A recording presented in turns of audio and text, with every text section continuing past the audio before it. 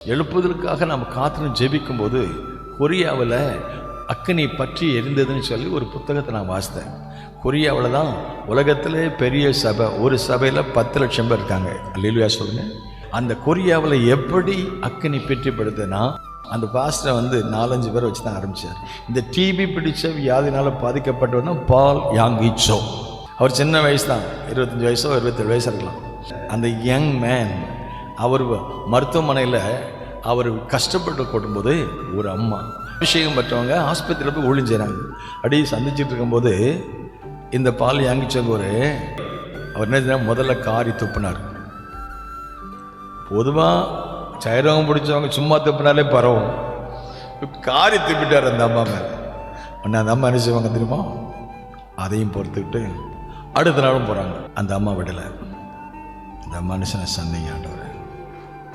அடுத்த நாளும் போகிறாங்க.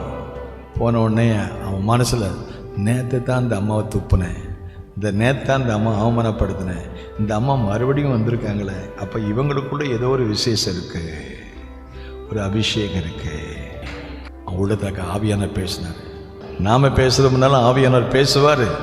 நம்மளை திட்டுறவங்களா இருக்கட்டும், நம்மளை அடிக்கிறவங்களா இருக்கட்டும், நம்மளை மோசமாக பரியாசம் பண்ணுறவங்களா இருக்கட்டும், தொடர்ந்து ஜெபத்தோடு போகும்போது கர்த்தர் காரியங்களை மாறுதலாக மாற்றுவார். அந்த மனுஷன் ரட்சிக்கப்பட்டார், அபிஷேகம் பெற்றார், அழைக்கப்பட்டார்.